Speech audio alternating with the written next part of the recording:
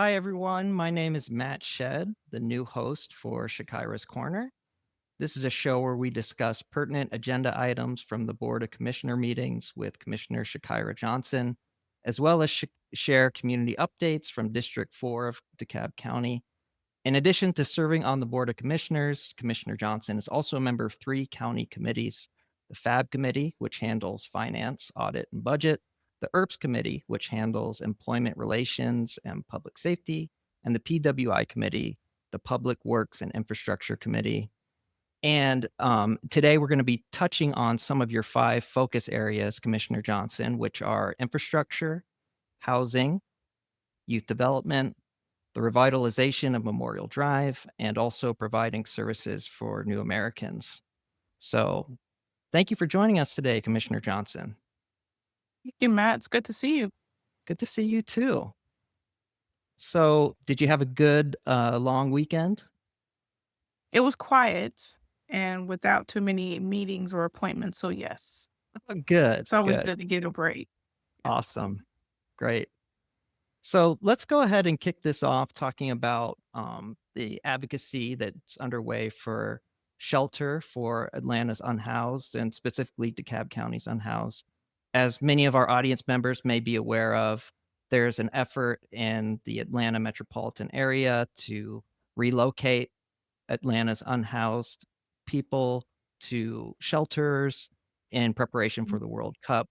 And you're underway with some special advocacy efforts in DeKalb County. Could you share a little bit about those efforts? Yes. So, even though World Cup is primarily taking place in city of Atlanta, being Metro Atlanta, we know that we'll be impacted by all the activities. And as we have seen when other large events come to downtown Atlanta, a lot of times the homeless population gets redistributed. And quite often they find themselves in DeKalb County. So some of the efforts that you'll see happening here in DeKalb is trying to make sure we have transitional housing available. Recently, the CEO announced the Park 500 deal, which is providing 60 transitional homes for trying to get the homeless out of the extended stay shelters and the like. So that's one opportunity. And the transitional Park 500 is in District 4, even though that is a CEO led project. It's interesting to see how that will play out and how that will impact the homeless in the district. But on top of that, I've been working in our district office and trying to make sure as we appropriate money from the district budget that we're giving it to our community development department. It's one of our items. Our community development department primarily receives their funds from the federal government, community development block grant funding or CDBG funds.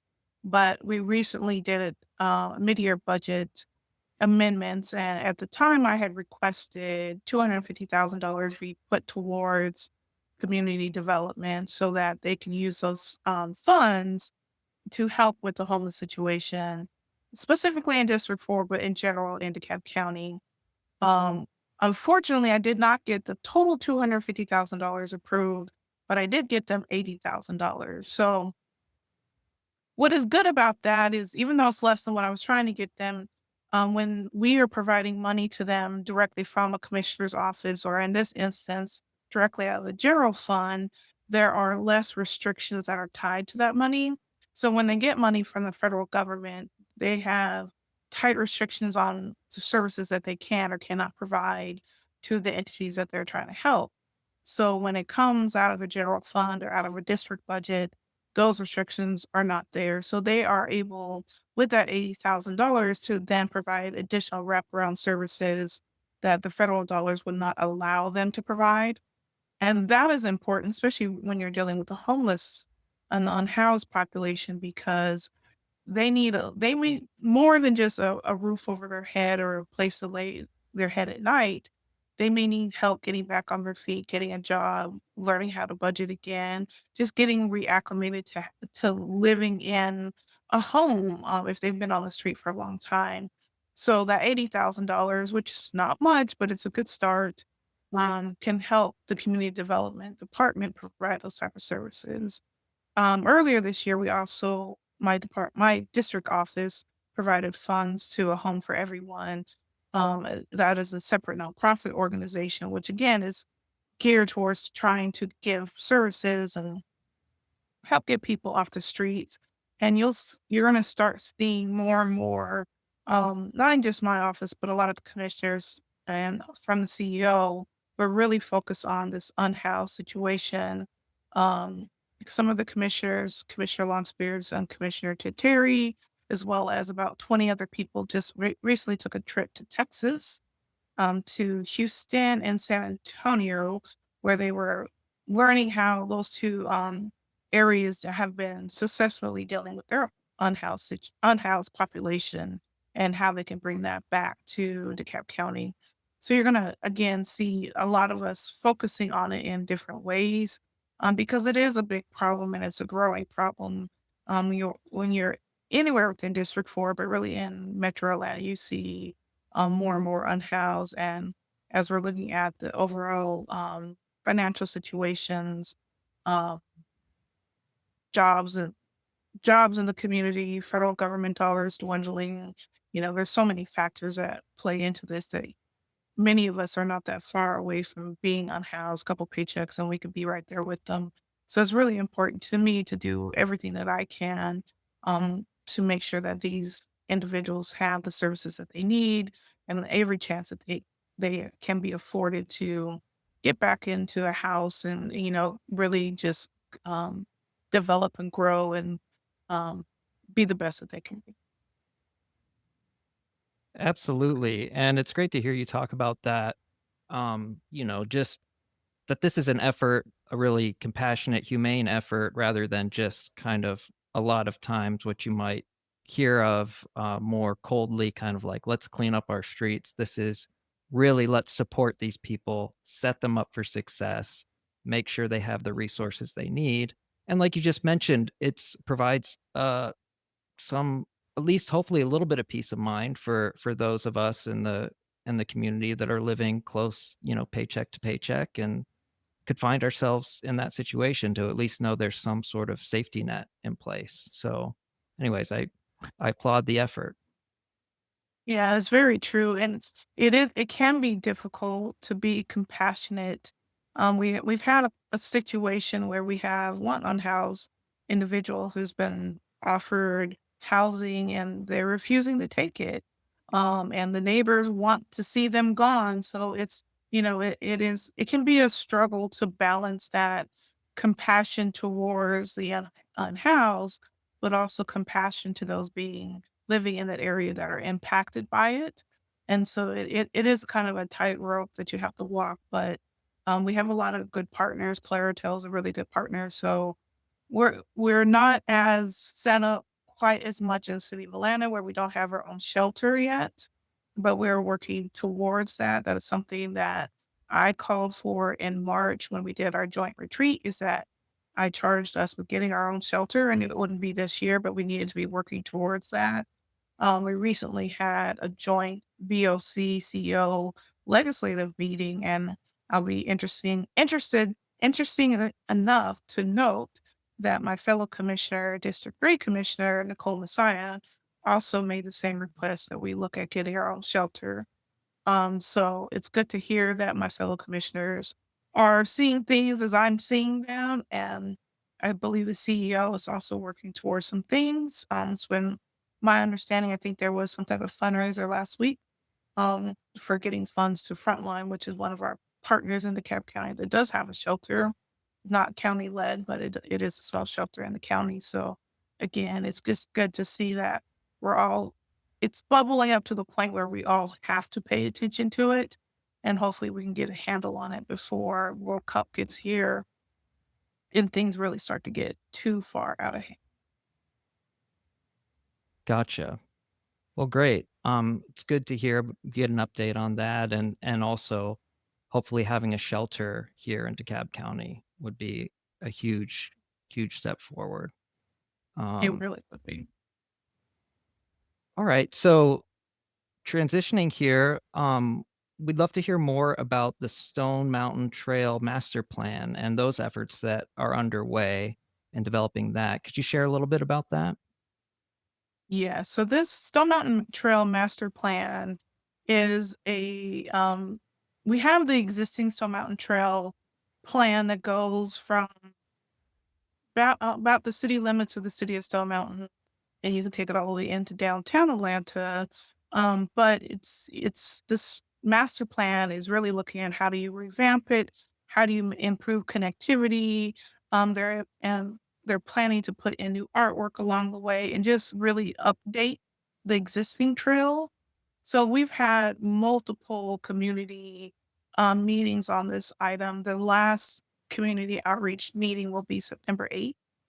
I believe it's 6 to 7 PM. You can quote me on that. We can get that flyer up there. But that will be the last community input. And then the next steps will just be really finalizing the items within the trail plan.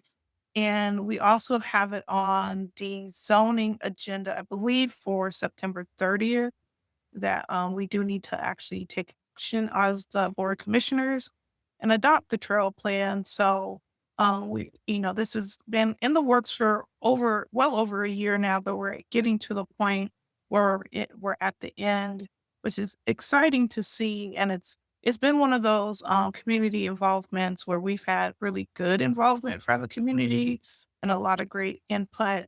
I received an update meeting from the planning department on this a couple weeks ago, and they have some really good ideas on how to incorporate wayfinding and public art and just some public activity and engagement along the trail. So it's really exciting to see this come to fruition, and I'm really looking forward to it. And I will note for my City of Stone Mountain residents, it is planning to connect to the City of Stone Mountain Trail master plan. There was two Stone Mountain Trail master plan projects kind of going at the same time, and they will eventually connect the two. So the other one, the City of Stone Mountain one, really focuses on where the county's Stone Mountain Trail plan ends and takes it through the City of Stone Mountain and in actually to Stone Mountain Park. So those 2 should be able to marry well together. That's exciting. It's always great to hear about more outdoor spaces that are nice and kept up well, and that we can all kind of commune and spend some time together outdoors, especially as the weather's getting nicer. That's on our minds a little bit more. So I know this is still a ways out in the future. We want to remind people of that, Yes. but but it's something to look forward to. So, anyways, that's really exciting. It is exciting, and yes, we will be I assume approving the actual plan soon, but that doesn't mean we have all the funding we need. I know District 4's office has been working on making sure we can go ahead and get the funding in place to complete a lot of the wayfinding signage, that's talked about in the plan, so that will probably be one of the first things you see actually get, constructed out of the plan. Great. Well, that's a great segue to something else I wanted to touch on, because you mentioned public art and just beautification in general. We've had a few murals. Well, one unveiled, and then another one kind of in process. Can you speak a little bit about those? Yeah, so the Clarkston mural was unveiled, I think about a month ago. And that was in conjunction with the city of Clarkston and the District 4 and District 6 office, Commissioner Terry's office. So that was a really beautiful public art at an underpass along Indian Creek Trail, I believe. Like I said, that was unveiled, City of Clarkson mayor was there, and if you get a chance to go by, it's really a beautiful piece of art, and just brings a lot to the community, and they really tried on each one of these, they're trying to, develop it so that it talks to the community specifically, so we're pulling from things within the culture, within the community, within the area, and incorporating it into the mural. The second mural is the Scottdale mural, which is at North Decatur Road and East Potts, I believe. So I've seen the mock up. There's some concepts out there. They have not started painting yet. They're still trying to work out a traffic plan for that area because it is a little more heavily traveled area. So they need to make sure they can paint it safely. But it's going to incorporate pieces of the Scottdale community. Is actually the concept I saw also pulls in some of the Native American history in the area that we really don't talk about quite often. I believe they were pulling from the Creek Indians, which were also in the area. Cherokee, I think most of us know Cherokee Indians were in this area, but there are also some Creek Indians. And then just some people in the community and highlighting, like Miss Toby Grant, where the Toby Grant Community Center is named after her. So I think she is incorporated into it as well. I don't have a strong timeline on when that one will could be completed or even when they will be starting the work, but we should be seeing that one really soon. Well, that's great to hear about. And very cool how they're incorporating the history of the area and making sure to incorporate the indigenous cultures that were here before us, Yes. settlers. Uh, could you also speak to? I've heard a little bit about the county is working to reintroduce the DeKalb Art Council. Could you speak a little bit about those efforts? Yes, so that is something that we've had before the Board of Commissions in the last couple months. Years ago, DeKalb County did have an arts council, and for whatever reason, it kind of has been unfunctional, dysfunctional, and so there is effort out there to reinstitute the art council. And right now, I think we're just at the point where we're working out the details of How's who puts the people on the committees? Is it commissioner led? Is it CEO led? Does one of our neighboring entities do it like Discover DeKalb, which is our tourism branch, or Decide DeKalb? How does everyone play into this? I think the consensus on the board that I've picked up is everyone is excited about the opportunity of having the Arts Council back and really having an opportunity to champion public art here in DeKalb County. So we're really just working out the details of what's that look like. But we should be seeing an end and actually seeing it come to the ground within the next couple months. So excited to see that happen. I'm always a big fan of public art. I think murals and the like can just really bring beauty to the community, and just uplift the community when they happen. 100%. Yeah, it's great to hear about that and that there'll be a dedicated council to sustain focus in that area because I agree with you. It's really important. Um, so District 4 recently made some appropriations for some community services. I know that's been on your mind a lot and on your work plate. Can you tell us a little bit about those services? Yeah. So in District 4, I think at the beginning of this podcast, you mentioned our focus areas. And that's really been our driving force and our mantra, so to speak, for any action that we're taking out of the District 4 office. And so when we're looking at how are we going to spend our dollars, where we're going to put it in the community, we really wanted to put it towards the areas that align with our focus areas. So one of my most recent appropriations that got approved last week, it hasn't so we voted on it last week, it hasn't gotten out the door yet, is $50,000 to the 100 Black men of DeKalb County. And this is for their Youth Explorer program where they take young men and women from DeKalb County and take them on trips to kind of expand the horizons. Trips they've done in the past were to the Edmund Pettus Bridge. They went to Huntsville, Alabama. And then the big one they did with the support of District 4 Commissioner Michelle Long Spears earlier this year was I think about a 5-day trip to Costa Rica. And I think they also are planning a trip to Portugal at the end of this year. So I'm not certain that my money will go towards international trips, but definitely wanted to give an opportunity for the youth in our community to expand their horizons, get an opportunity to maybe do a college tour. There's a lot of different things that the 100 Black men can do with that money along those lines. And just the 100 Black Men of DeKalb County is one of those programs and community partners that are laser focused on youth mentorship and youth development. And so I really wanted to be able to support them. Other money that we have given from District 4 office also to DeKalb County Services. Youth Services Division is a part of Human Service Division, and they handle, again, youth services. So they have some amazing programs like the Rise Up program, where that is a STEM program for young boys, um, mostly middle school and high school kids.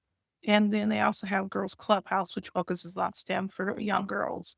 So we've appropriated money to both of those programs in the past and will continue to support them. One thing that also came out of the mid-year budget adjustments that we just approved a few weeks ago was each commissioner was given an additional $50,000 to give to youth services, with the thought being that any the programs that the money would go to would work to help curb youth violence. As we in Metro Atlanta, there's been an uptick in youth violence and guns in our area. So any dollars that we can go towards mentorship programs or these type of outreach programs really can help the youth see something more than just their small community and expand their horizons, which can really make a difference, especially if we're reaching those at-risk kids. So we are actively working with Youth Services Department and Director Scott, Damon Scott of the Director of Human Services to make sure that we're appropriating our $50,000 towards programs that will go towards curbing that youth violence and improving youth mentorship. Some of the ideas that we have are the Atlanta Classic football game is coming soon, and maybe we can provide tickets and an experience for some of the mentees and some of the at risk kids for that. There's a lot of things in play right now, but we're really excited to be able to put our money where our mouth is and really help out the youth in that regard.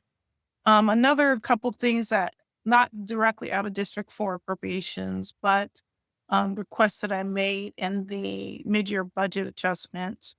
I requested $500,000 go towards the new sidewalks along Mountain View Drive.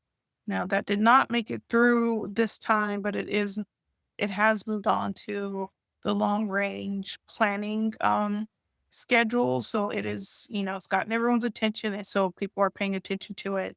And hopefully I can get that funded, fully funded next year in conjunction with SPLOST money to improve those, well, not improve, but to install sidewalks, which are greatly needed along that road, which is dark and dangerous. So that's a big infrastructure improvement that is needed. Also requested money be set aside for the purchase of 40 acres of undeveloped land in District 4. This is something that our Parks Department was able to secure a grant. I want to say it's a $600,000 grant, but it wasn't enough to purchase all of the property, and it would become conservation or park area if we're able to get the funding for it. And again, that didn't make it through our mid-year budget, but it is on the long range plan. So that's another infrastructure area that we're working on. Wonderful. A lot of exciting things underway. And grateful to hear about all the youth programming. That's one of your five focus areas, youth development. And as you mentioned, infrastructure with the sidewalks along Mountain View. If I'm a parent and I want my child to get involved in some of those services, is there an application process usually? I mean, I'm sure it's different for each program, but could you share a little bit about what that looks like and how I would find out if my child could participate? Yeah, so I'm certain we can put up the link for youth services. They do have application processes in place, and I would direct them directly to like Jay Sean, who is over all of that for youth services, and um, they can walk them through how to get involved. I know with the 100 Black Men, they also had an orientation recently because they also have a mentorship program that they run. And it's my understanding that 100 Black Men and youth services are actually starting to collaborate. So you'll start seeing the two entities working together, which I think is just amazing when you have these two entities working in the same space, trying to just uplift and help our youth. I like to see them partner so that they can really impact as many youth as possible. So I'm really excited to see that happening. Another one that I did not mention, but that we're working on figuring out what their appropriation might look like is Big Brothers and Big Sisters. So that's another great program that we're looking to appropriate money towards. We haven't completed that yet, but we'll be able to announce more about that later. Great. Very exciting. Yeah, and we'll have that information for people to reach out and research further for their own kids. Um, Anything else that you wanna touch on that's on the horizon, or underway that we haven't covered? I will plug that we have our last quarterly breakfast coming up. Shakira's Community Connections Breakfast is October 25th at Redown Trotty Library, 9 a.m. We will also be having Lifelines free health screening, mobile health screening vet clinic coming by. So that's really exciting. We'll be able to push out more information about that really soon. But that's an opportunity for you to bring your cats or your dogs in and get some free health screening. So our office is sponsoring that. And then I think we're also going to sponsor some vouchers so that you can get your cat or dog spayed or neutered. They can't do those on site, but we can provide vouchers for those. So that's really exciting to be able to provide that to the community. I know animals are. I'm an animal lover, especially dogs. I'm more of a dog person than a cat person. But everyone has their companion animals. That it can really just make a big difference in your life. So really happy to be able to provide that service and connection to with the last quarterly community connection breakfast on October 25th. So look out for more information on that. Awesome. So many things underway, a lot to be So many excited. moving parts. That's right, that's right. A lot to be excited about and looking out for in District 4 and the greater DeKalb County area. So do you want to just give a little plug too for how people can reach you and express their thoughts, Yes. praises, concerns, Especially things the like that? praises. Now, if you ever need to reach me, simplest is to email me, Shakira at DeKalbCountyGA.gov. Thank you to Carrie Cordes for getting IT to simplify that. And again, it's just my first name, Shakira at DeKalbCountyGA.gov. You can also find me on Facebook and Instagram under the handle at Commissioner Chakira Johnson or on Blue Sky or X as at Commissioner CJJ. Please also consider subscribing to the YouTube channel right here. If you do find this podcast helpful and you want to know whenever a new podcast is released, just remember to hit the bell icon so you can receive those notifications in the future. And again, I just appreciate everyone tuning in and we look forward to sharing more in the future. All right. Thanks so much, Commissioner Johnson. Great to see you and great to hear about all the stuff going on. Yeah. Thank you so much, Matt, and welcome to the podcast. All right. Appreciate it. Looking forward to doing this many more times. Yes, sir.